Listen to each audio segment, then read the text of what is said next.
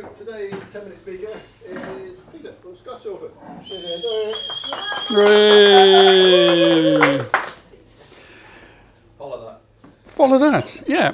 Okay, ladies and gentlemen, Peter Stevenson from Scuff Sorter, and I'm going to do this in sort of two parts, if I can find the parts that I'm looking for. And there we go. Some of you will have seen this video before, but it's what I do is cosmetic paint repairs on cars, and a job typically takes about 4 hours to do. And when I was told that I should put a video on my website, I thought nobody's ever going to watch a 4-hour video on YouTube. So that's right. So I did two things. One, I did a little stop motion one, and this one, a colleague from another networking group shot the 4-hour job and then condensed it into 3 minutes. So this gives you an idea. Now, the background to it is it's difficult to set up filming a repair on somebody else's drive. So what I did was the car that I had at the time, which is a little bit unusual, I had a little mark on the wing, but it didn't really show up on the film. So I gave it a scratch and then repaired. Yeah. Yeah. So watch this and then I'll show you some bits and pieces.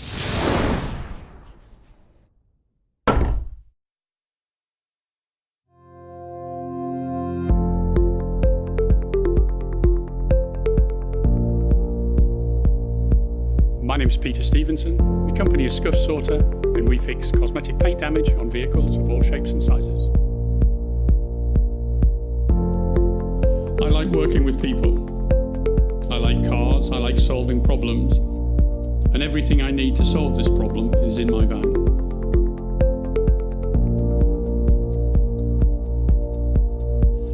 Most vehicles have a paint code embedded on them somewhere. I've got software in my laptop which allows me to identify what that colour is for all the vehicles that are available in the UK.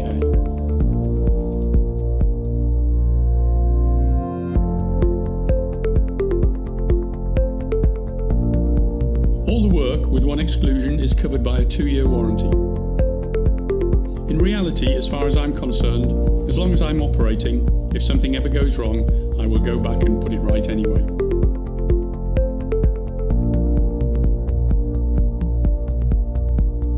The largest vehicle I've ever worked on was a combine harvester. The smallest repair I've done was when I was asked by a young guy to paint his phone case to match his car.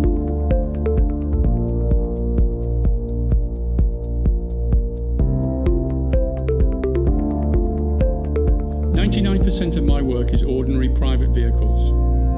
Fords to Ferraris, BMWs to Bentleys.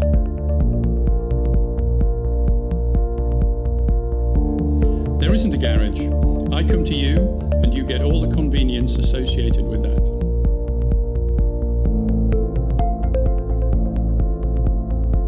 My name's Peter Stevenson. Why not pay me to watch paint dry?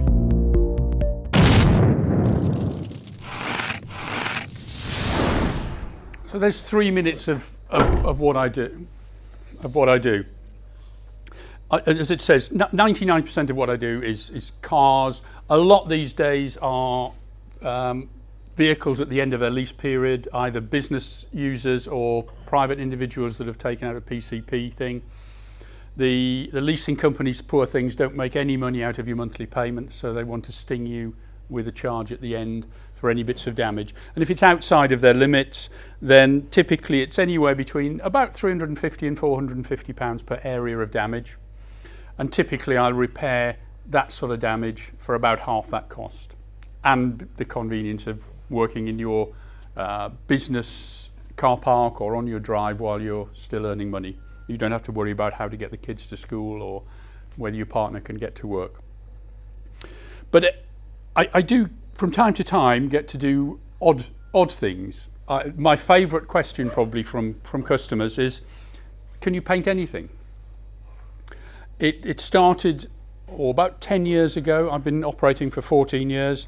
Started about 10 years ago when I did a repair for a lady, and she said, can you paint anything? She was a dentist, and they were expanding, and they set up, had an extension built with 2 new theatres, or I don't know quite what the term is that dentists use, but anyway, you know, the torture chamber. And they bought 1 new chair, and they bought a second-hand one. I don't know whether it was off eBay or D-Bay, whatever dentists' second-hand place is. Anyway, the sort of the spittoon bit that swings in front of you was a little bit naff, didn't look very good. So I had a look, and there wasn't a paint code on it. It certainly wasn't a Ferrari colour or anything, but I like to rise to the challenge. So I charged them for a day, and I fixed their chair. I've done 3 or 4 since. There's obviously a little dentist underground, and word gets around.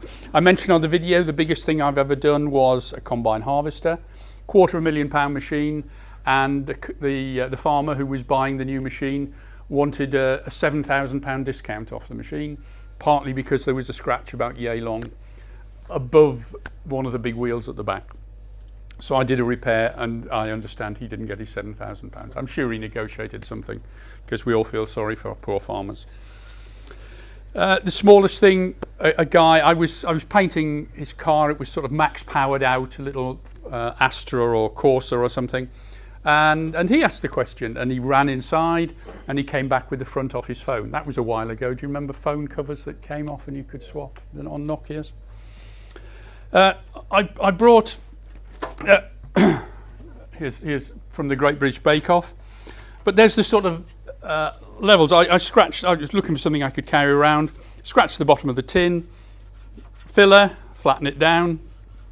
We've got primer, then we've got the paint, then we've got the lacquer, then I rub the lacquer down, which is the matte strip, and then repolish it.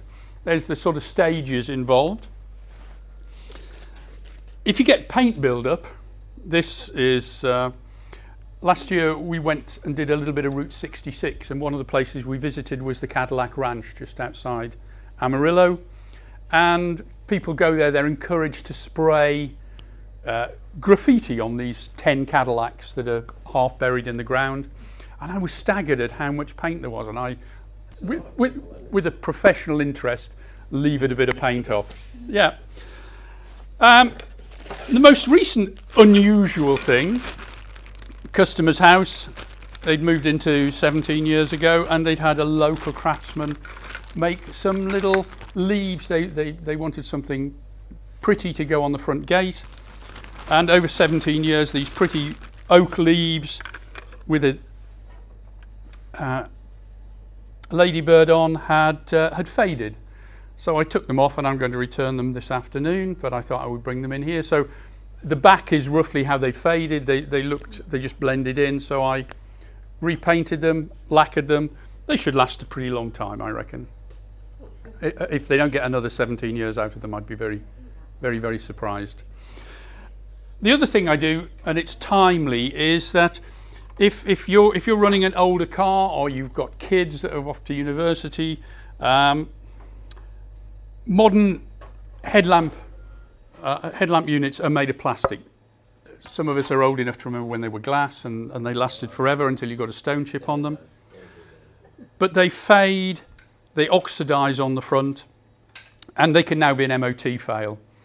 So I went down to the local scrapyard, and I confused the heck out of the guy when I asked for a faded headlamp, and just polished half it up. We can do that. A modern headlight, a guy told me that he just had a quote from Mercedes on the last job I did, and they wanted nearly £700 per headlight to get it through its MOT.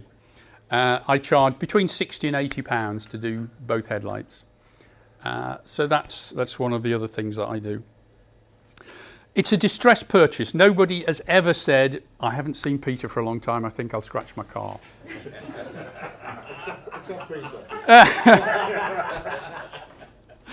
So what I say to people is, you never know when you might need me. There's a good chance that somebody that you know will need me. So take one of my cards, put it in your glove box, and then you'll know where it is when somebody comes along, whether it be at the bar, in a pub, whether it's a dinner party, whether it's on holiday, and they say, you never believe what's just happened. Just gone back to car in Sainsbury's, stroke Asda, stroke whatever, where it is you shop, or the dentist, or the wherever.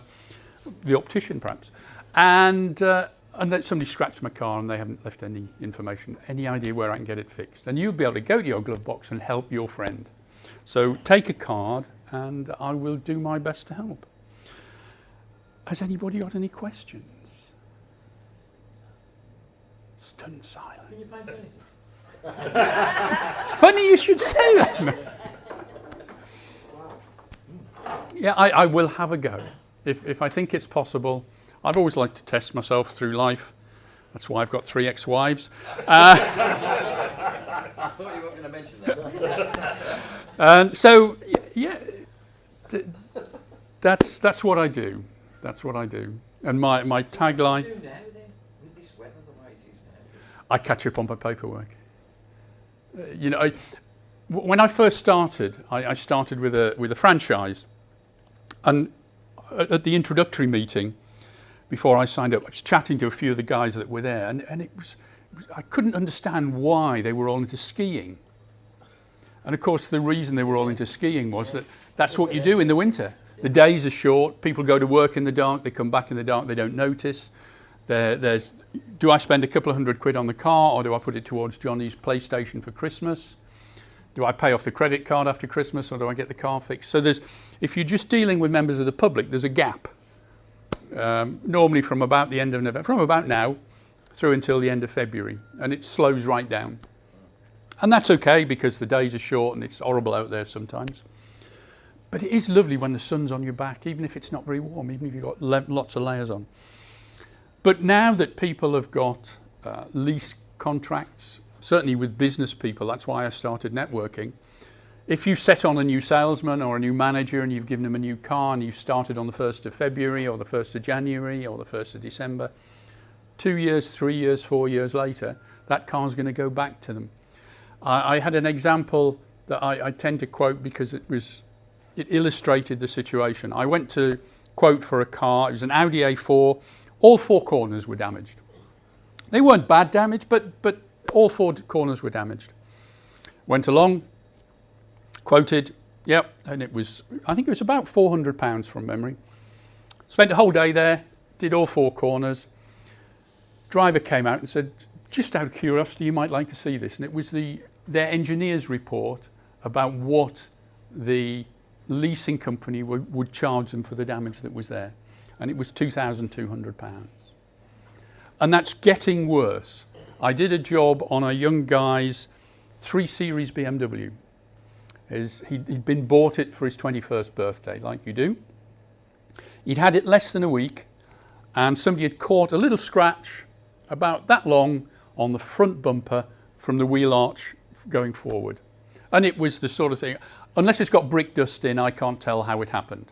I know brick walls don't move, so it was probably the driver, but you can't tell whether it was them moving or the other party moving. I quoted him £160. That's pretty much my starting point for a bumper scuff, whether it's a little bit like that or whether it's a fairly big area. Fantastic, he said. When can you do it? Booked it in, did the job. Guy came out to pay, and he was delighted. He said, that's fantastic. He said, just for information, what do you reckon BMW were going to charge me? And I thought, I know the answer to this because somebody had asked me a couple of years before. So I said, you're probably looking at £1,000. And his reply was, to be honest, I would have probably paid that if that's what they quoted me. It was a brand new car, wanted to look after it. And he went into the boot and he came out, and the BMW quote to replace the bumper, because they don't repair them because it was only a week old, was £3,400. Now that wasn't all for the bumper. The bumper was about £1,000 to buy and paint. But there's now so much technology behind those bumpers. So there's cameras in this instance. There was the radar for the radar controlled cruise control. There was the distance sensors. All that sort of stuff has to be disconnected off the old one and then reconnected on the new one and tested. And there was about 10 hours of labour in doing that. It's not just 4 bolts, throw the new one on. £3,400 in black and white from BMW. So be careful. And that's not a knock at BMW. Volvos are very big on it. very early adopters for new technology. That's £240 an hour for labour, then I think I need to get a new job. I mean, it's crazy. It's crazy what they do. It sometimes seems like they just make up figures. And sometimes you think, well, I'm not charging enough.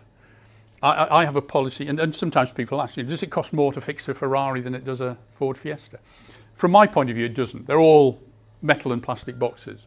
And I work on the principle that if you've got a Ferrari, the chances are that your partner has got a Range Rover and your kids have got Mercedes or BMWs and the nanny has got a Mini. And yeah. So if I charge 2 or 3 times the price because it's a Ferrari, then I miss out on all the other stuff. Where's Peter? What have you been quoted? Sorry? Full logic, where do you need to ask? What have you been quoted? Yeah. Then quote them. Then quote them. Yeah, it's, again, there's a danger that, if the guy had said £3,400 and I said, well, I'll do it for half that, he would tell all his mates I was cheaper than BMW, but I was bloody expensive for a smart repairer. So there we go. How many paints do you have to keep then?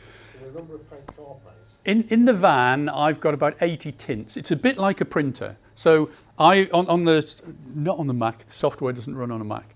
But I've got some software so I can put in a paint code, or I can do a search by vehicle and age and general colour, and I will get a recipe. And typically, say that metallic grey on there will have about 9 or 10, up to about 15 different tints. So a white will have typically 2 whites, a bit of blue, a bit of yellow and a bit of orange.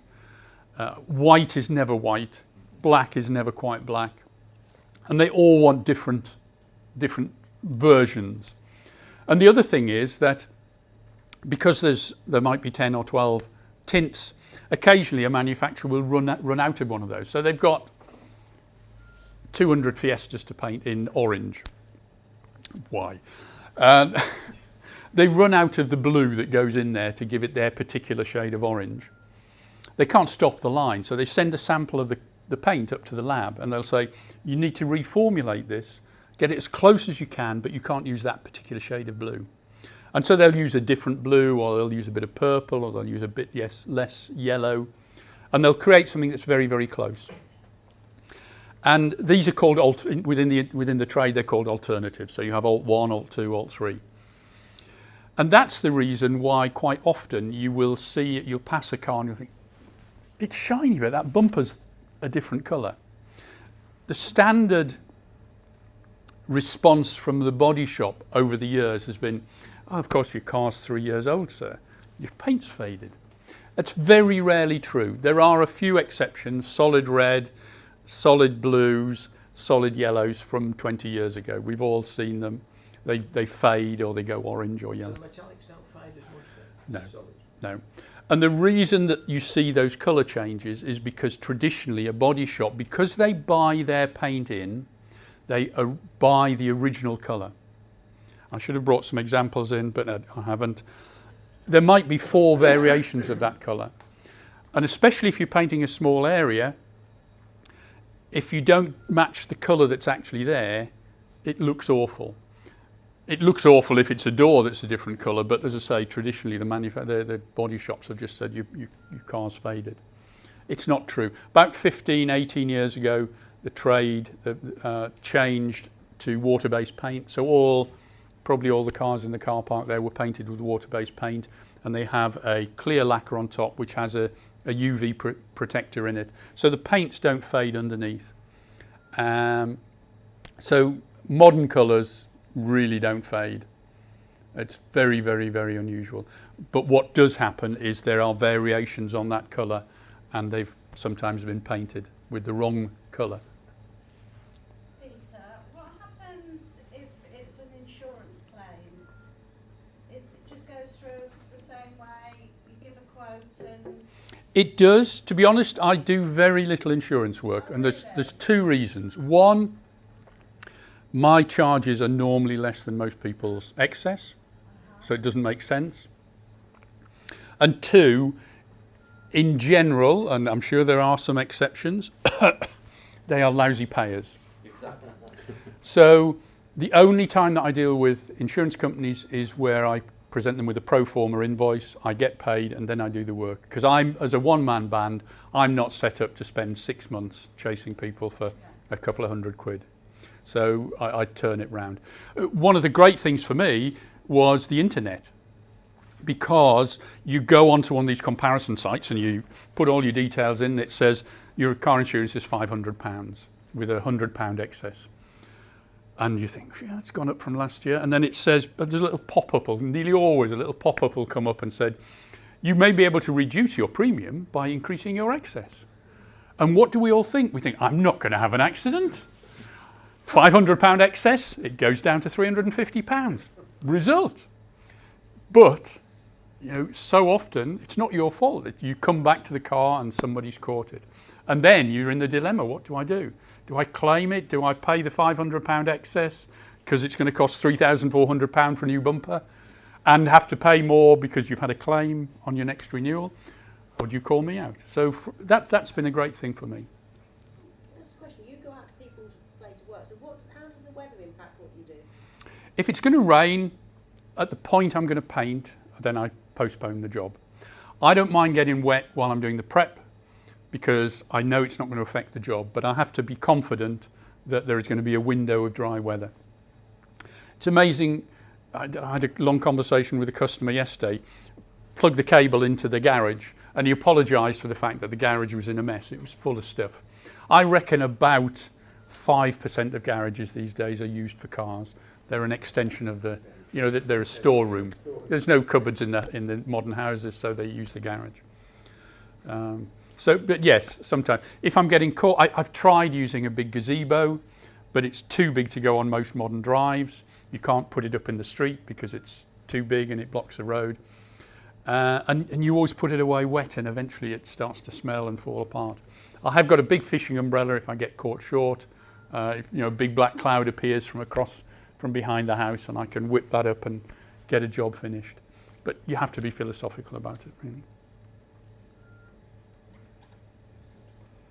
On that point, ladies and gentlemen, thank you very much for listening.